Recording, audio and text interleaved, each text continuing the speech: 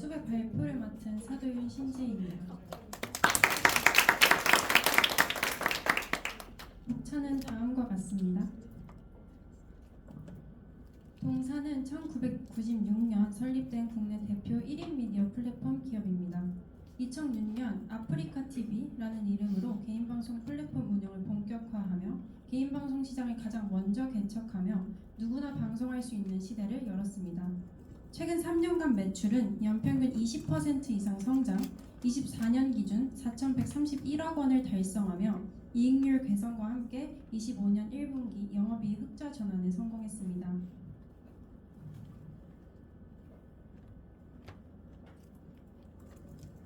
인터넷 방송 산업의 구조와 특징을 살펴보겠습니다.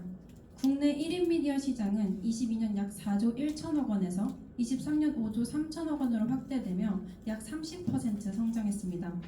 인터넷 방송 생태계는 CMPD가 유기적으로 연결된 구조로 이루어져 있습니다. 콘텐츠는 e스포츠, 먹방, 음악 등 다양한 분야를 포괄하며 이를 송출하는 주요 플랫폼으로는 동사, 치지직, 트위치, 그리고 유튜브가 있습니다. 이처럼 시청자 접근성과 실시간 상호작용이 1인 미디어 플랫폼의 핵심 경쟁력입니다. OTT나 케이블 TV와 달리 방송 시간과 장소의 제약이 없으며 시청자는 단순한 소비자가 아니라 방송 제작의 참여자로 기능합니다. 현재 국내 시장은 동사와 치지직의 양강 체제를 이루고 있습니다. 동사의 주요 서비스와 제품 구조를 살펴보겠습니다. 비즈니스 모델은 시청자 후원 중심 구조로 팬과 스트리머 간의 직접적인 연결이 수익의 핵심입니다. 이러한 구조 덕분에 외부 환경 변화에도 안정적인 매출 흐름을 유지할 수 있습니다. 시청자는 단순한 시청자에 머물지 않고 콘텐츠 제작 과정에 참여하는 참여형 구조 속에서 플랫폼의 일부로 기능하면서 팬덤 형성과 높은 충성도를 이끌어내고 있습니다. 21년부터 24년까지 매출은 꾸준히 성장했으며 플랫폼 부분이 전체 매출의 75에서 80%를 차지해 핵심 역할을 담당하고 있습니다.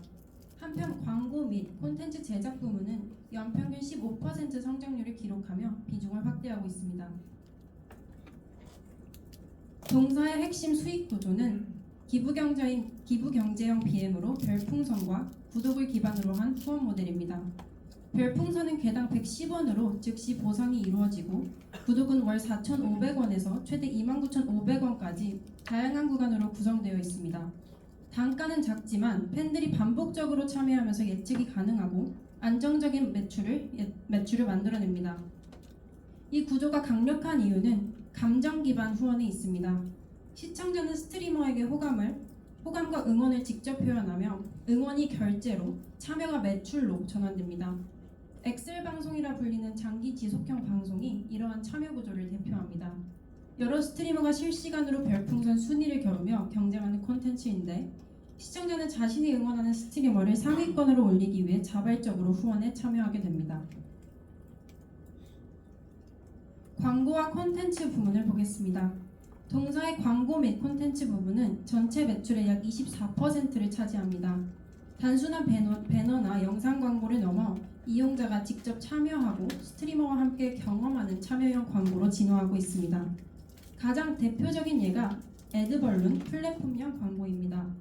기존처럼 억지로 보여주는 광고가 아니라 팬심과 참여 기반으로 확산되는 구조이기 때문에 광고 효율이 훨씬 높습니다. 또 다른 형태는 콘텐츠형 광고입니다. 이는 광고가 방송 콘텐츠 안에 자연스럽게 녹아드는 방식으로 스트리머가 제품을 직접 사용하거나 게임 속에서 브랜드를 노출하면서 브랜드 인지도와 구매 전환율을 동시에 높이는 결과를 가져옵니다.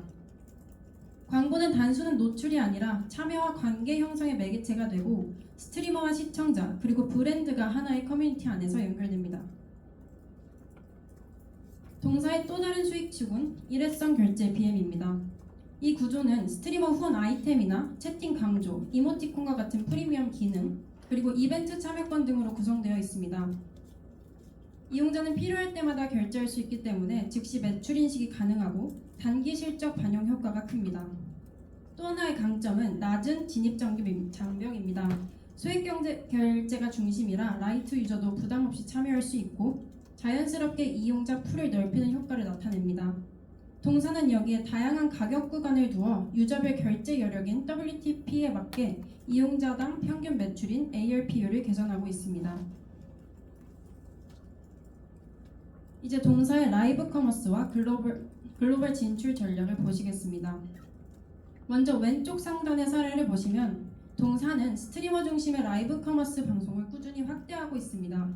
단순 상품 홍보를 넘어 스트리머가 직접 제품을 사용하고 팬들과 실시간으로 소통하면서 보는 방송이 아니라 함께 사는 방송으로 발전하고 있습니다. 국내 라이브 커머스 시장 규모는 약 5조 원 수준이지만 2030년에는 31조 원까지 성장할 것으로 예측되면서 동사에게는 이 사업이 단순 부가 사업이 아니라 스트리머 생태계와 연결되는 새로운 매출축이 될 것으로 기대합니다. 또한 글로벌 스트리밍 플랫폼으로서 핵심 콘텐츠를 전 세계 이용자가 즐길 수 있도록 설계하였으며 다국어 자막, 실시간 번역, 멀티 채널 송출 기능을 강화하여 해외 이용자 접근성을 높이고 있습니다. 또한 동사는 현재 태국을 중심으로 글로벌 사업을 추진 중이고 e스포츠 독점 중계 방송을 선점하는 등 글로벌 사업을 확장하고 있습니다. 첫 번째 투자 포인트는 동사의 핵심 경쟁력은 바로 기부 경제 모델의 안정적인 수익 구조입니다. 월간 활성 사용자, 즉 MAU가 일시적으로 줄어든 시기에도 플랫폼 매출은 꾸준히 성장했습니다. 단순히 이용자 수보다 중요한 건 얼마나 깊이 결제하느냐, 충성 고객의 비중입니다.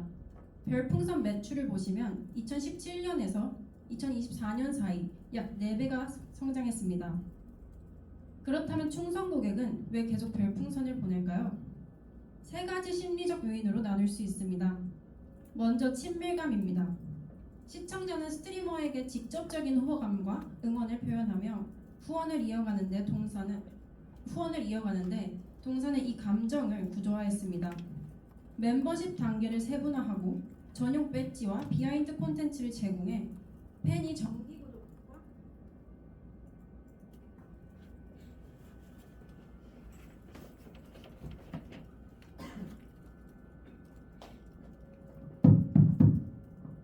이어서 하겠습니다. 팬이 정기 구독과 반복 후원을 자연스럽게 지속하도록 만들어 기초 매출이 흔들리지 않는 구조를 확보하였습니다. 두 번째는 의사사회적 상호작용입니다. 시청자는 단순히 방송을 보는 것이 아니라 실시간으로 채팅하고 투표하며 방송의 일부로 참여합니다. 동사의 강점은 바로 이 상호작용이 수익과 직결된다는 점입니다. 특히 채팅 하이라이트, 스티커, 슈퍼 메시지 같은 소액 유료 기능은 결제 진입 장벽을 낮추고 체류 시간과 참여도를 동시에 끌어올립니다. 마지막으로 인정 욕구와 존재감입니다. 팬은 자신이 얼마나 영향력 있는 팬인지 보여주고 싶어 합니다. 동사는 이런 심리를 리더보드와 상위 팬 역할 시스템으로 설계했습니다. 또한 특정 이벤트 기간에는 누적 목표 공개, 매칭 후원, 시간 제한 미션 등으로 경쟁심과 협동심을 동시에 자극합니다. 이 구조 덕분에 이벤트 기간의 결제액이 눈에 띄게 상승합니다. 동사의 기부 경제는 단순한 후원이 아니라 감정이 돈이 되는 구조, 즉 심리적 참여 경쟁입니다.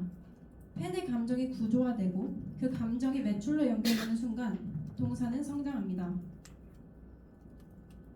두 번째 투자 포인트입니다. 동사는 단순한 시청자 플랫폼이 아니라 스트리머가 떠나기 어려운 구조를 가진 플랫폼입니다.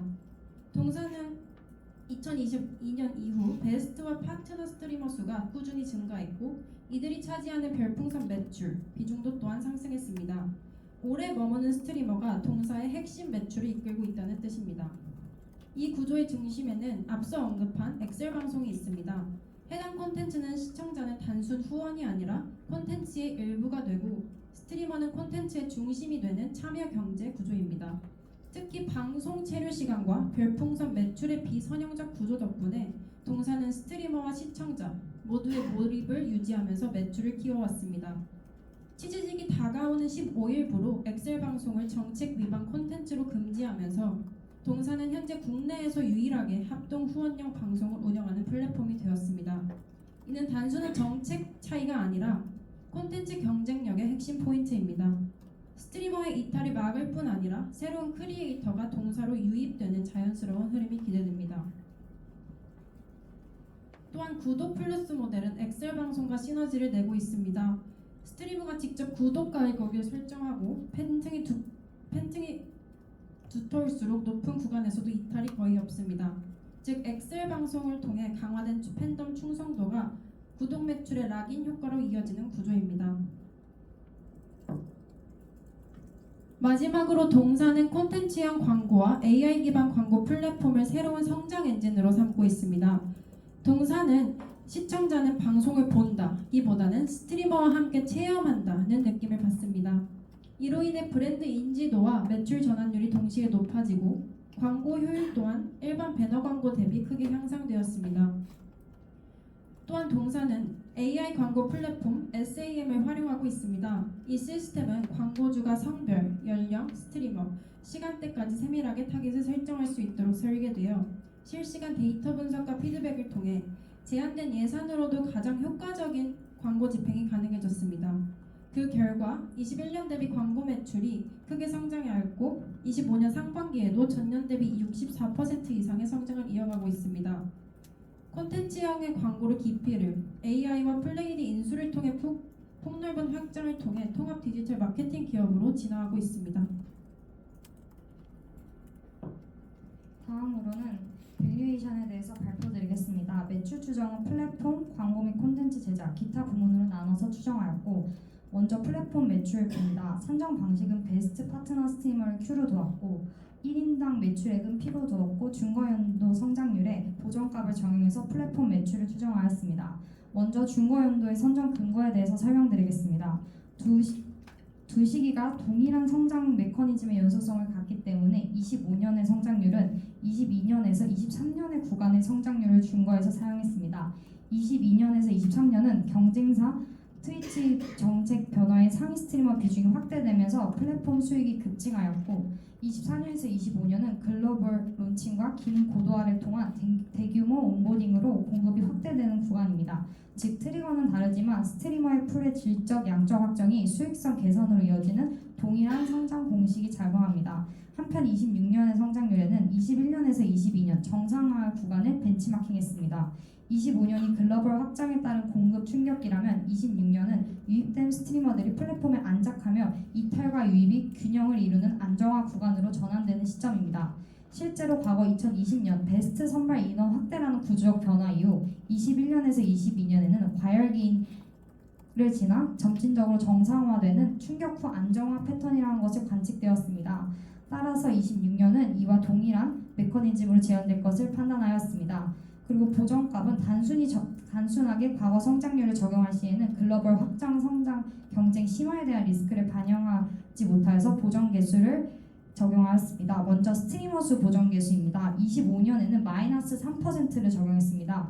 왜냐하면 23년 트위치 철수로 인한 그리고 일회성 이익 효과가 소멸될 것을 감안해서 성장률을 보수적으로 하향 조정했습니다.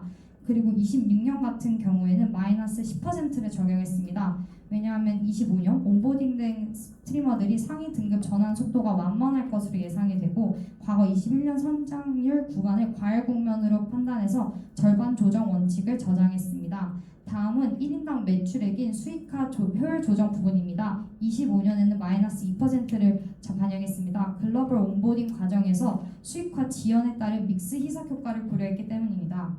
그리고 26년 같은 경우에는 마이너스 5%를 적용했습니다. 이 시기는 글로벌 경쟁이 본격화되는 시기로 신규 유저를 충성 고객으로 전환하기 위한 재투자가 진입되는 시기인 만큼 단기 ARPU의 개선 속도가 완만해질 가능성을 보수적으로 반영했습니다. 다음은 수백 광고 매출 추정에 대한 근거입니다. 먼저 수백 광고 콘텐츠 제작 부분은 이벤트성과 시즌성 영향이 있는 변동센터인 만큼 단년 YOR 성장률을 적용할 경우 기저효과의 왜곡이 상당히 높아서 21년부터 24년까지 추적 기반으로 CAGR을 추정하여 기준선으로 설정하여 성장 흐름으로 선출했습니다.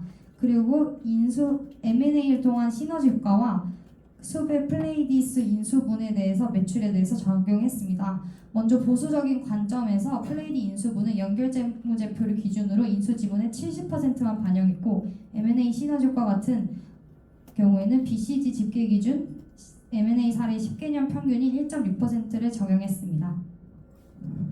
기타 부문입니다.